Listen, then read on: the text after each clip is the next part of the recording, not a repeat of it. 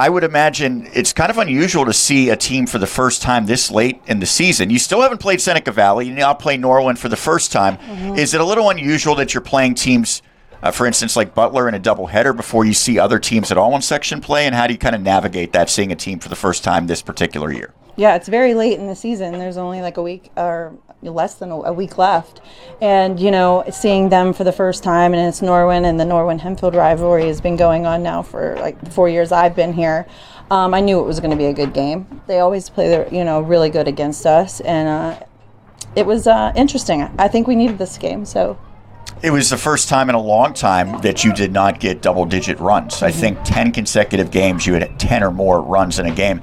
I would say that their pitcher did a really nice job doing what you hoped would not happen, which is a lot of fly balls, a lot of lazy fly balls in particular. So what did Abby Telly do, and what did you see your team do on the offensive side that maybe you can work upon?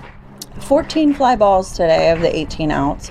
We were talking about this yesterday, we struggle with some of their pitching, and we got to hit line drives, and we worked on it yesterday. We're going to keep working on it because, defenses can catch fly balls.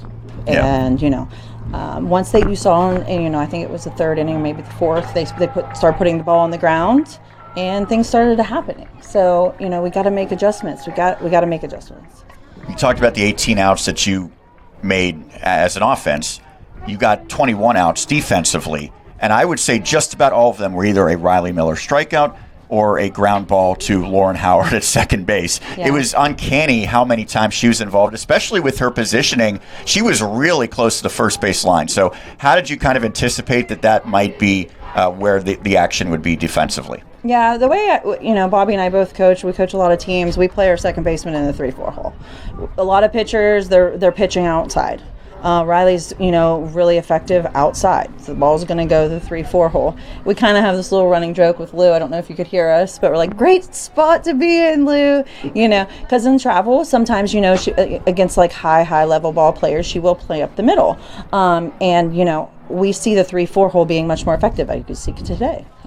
Does Riley's increased velocity also factor into that as well? Oh, yeah. Velocity, location of the pitch. Both of my pitchers, Julia and her, the 3-4 hole, we try to take that away. I know you said you wanted to try some different people at different places today in the lineup. How do you think that paid off, and how important is it to keep multiple players engaged as opposed to just the same 9 every game? I'm really trying to get as many opportunities for girls as I possibly can. I really try not to let anybody go 0 for 3.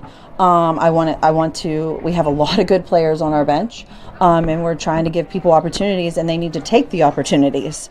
We're getting younger players involved. We're still messing around with the bottom of our order. I will continue to change the order until I see what I need to see. So. I know last time we were here scheduled to cover a game, it was about as windy and miserable as we've ever seen. Today, kind of the opposite. Can you promise that we're going to have good weather for the rest of the season now? I hope. I'm supposed to go to Virginia this weekend. It's going to rain. Well, it's going to rain. Hopefully by the time we get to next week and some big softball matchups, the weather will cooperate. Tina, thanks so much for doing this. Thank you. That is Tina Madison, the head coach for the Spartans here on the Westmoreland Sports Network.